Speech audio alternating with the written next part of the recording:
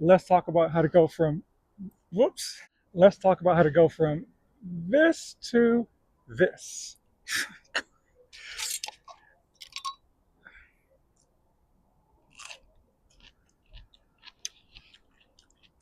I know you hear that snap. Let's get it.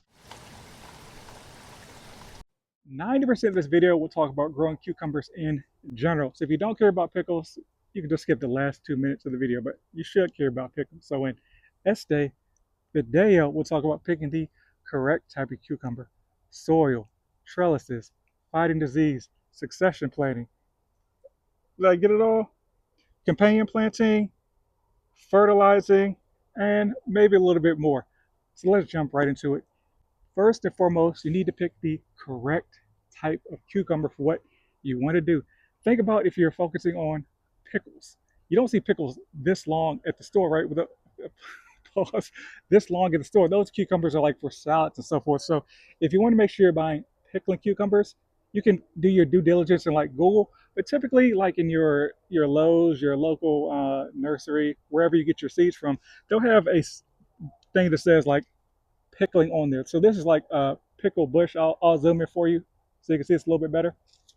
As you can see, they're smaller. They're 4 to 5 inches is the max they grow. Because think about the pickles in the jar. So whatever type of cucumbers you're buying, there's hundreds of different varieties. You're gonna make sure you're focusing on the correct type. Next, let's talk about the right type of soil.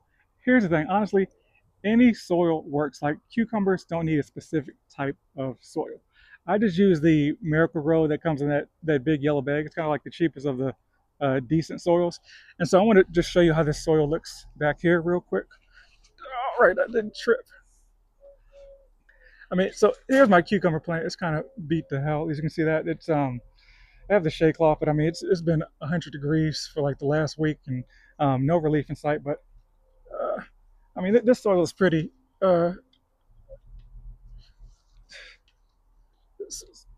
Just normal soil. It's pretty tough right now, and I've not watered my plants this morning. But yeah, there's no special type of soil that you need as far as for your cucumber plants. Uh, Next, let's talk about how to actually grow these cucumbers. So here's the plant right here. As you can see, it's a vine. My preferred method and your preferred method should be using a trellis. It's for a couple reasons. The vine will basically go over the whole flower bed. So look at this. This is essentially dying. It's at the end of its lifespan. I planted this maybe like 3 months ago. Look how tall it is. It'll basically go over this whole trellis, which would basically take up a whole flower bed. So if you're looking to plant other things, in order to save space, you want to plant vertically. And I'm going to zoom in on some of the disease I can now see on this plant as well. Another thing is, speaking of disease, what a segue by me, having your vegetables on the ground just brings disease. So when you hear about fungus and you may hear like blight and aphids and stuff getting on the plant, typically the stuff is in the soil. When you water the soil, the stuff, the funguses and the bacteria in the soil splash up into the leaves of the plant and it essentially kills them. So you want to have them up as high as possible so you can at least spot like these bugs coming in advance. And actually, let me zoom in on it because I was going to get to these bugs later, but hey, let's talk about it right now. So you can see these white bugs in there. They're like they're called like mealy bugs. I'll put the exact name up here when I drop the video. And essentially, they attack the plant at its weakest point. Typically, when the plant is dried out, it doesn't have the correct defenses.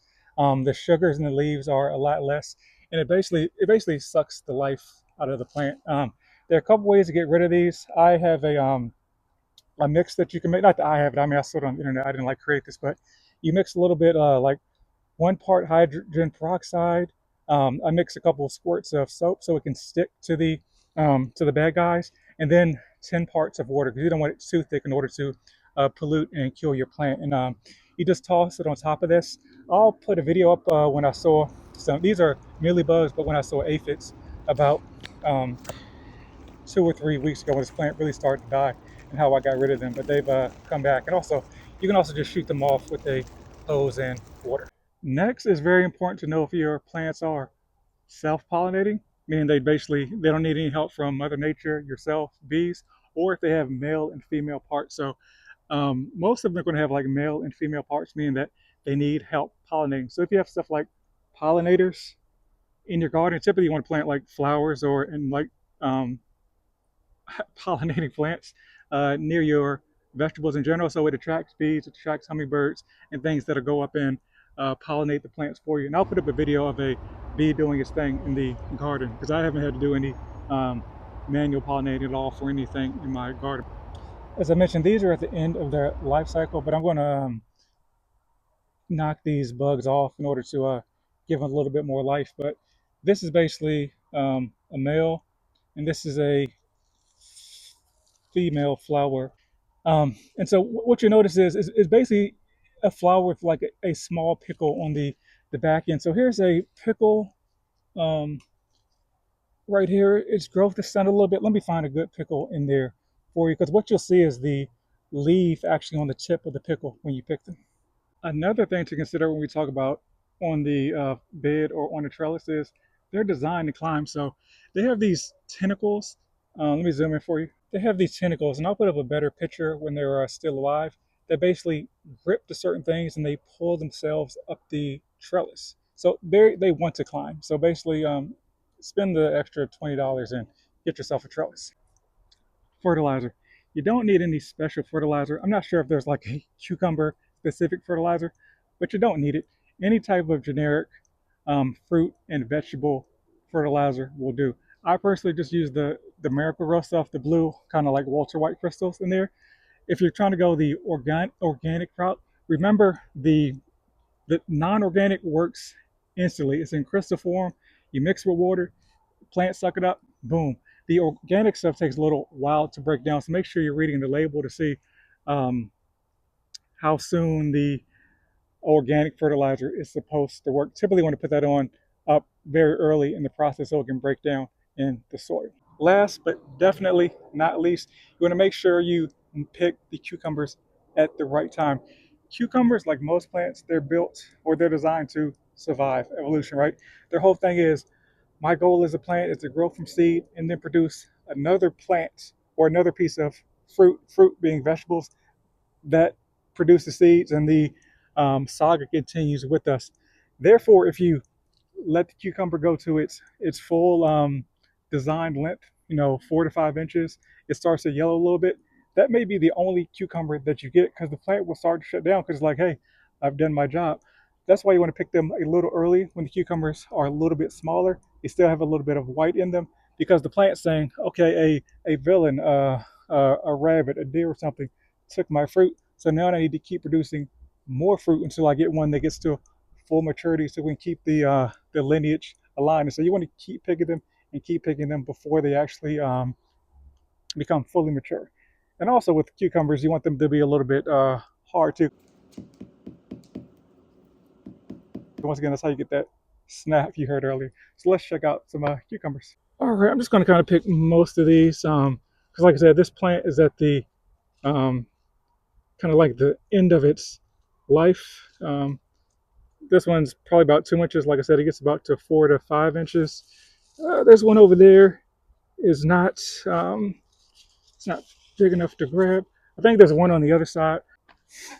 I guess that's all we have left for right now. There are a couple, maybe like 3 or 4 that may produce some more pickles, but that's why you want to succession plant. I can't remember if I did this on camera or not, so I'm going to plant another one in case I didn't film it. But you want to make sure you're just planting another seed maybe every 2 to 3 weeks if you really like cucumbers, you really like pickles.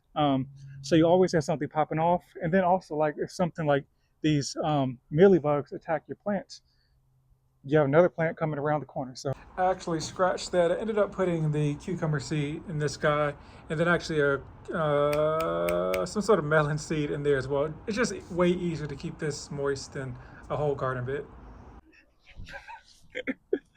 One more thing, if you're planting cucumbers for pickle purposes, you might as well plant some companion stuff as well. So I plant my own dill as well. And also, I didn't think about it, but I will plant some garlic as well to go with my pickles. It's typically, no matter what mix you have, you want to make sure you have some dill and some garlic to go with the other stuff. And I also have some banana peppers back there as well to go with the mix you actually just saw. Tell us about your special recipe. It's proprietary. Pro tip, consult with your wife prior to planning to make a pickling video with her. It's like, it's all good. I knew she didn't want to be on video. I was just kind of messing around with her.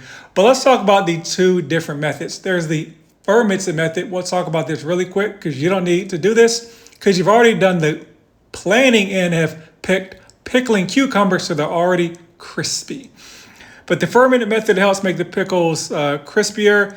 It helps with the shelf life staying longer. But there's just more process to parts of the process to mess up. You don't need to do that. Let's talk about the refrigerated method, which is what most folks are going to do. You can kind of see us doing our thing here. What you need is a cucumber. You got that? You need to make the brine and you need your spices. Let's talk about the brine. It's going to be 1 part vinegar, 1 part water. You can kind of tell that a little bit more, a little bit less, either way, depending on how vinegary, for lack of a better term, you want your brine to be. You want to put some kosher salt in there. Kosher salt, not your regular salt, you know, the girl with the yellow jacket and umbrella on it. Kosher salt is what you need for making pickles. You want to put that in the pot, boil it until you can no longer see the salt. While that's happening, you want to slice up your pickles, however you want to do them. You kind of see how we're getting it in right here. And you want to start putting the stuff in the jar.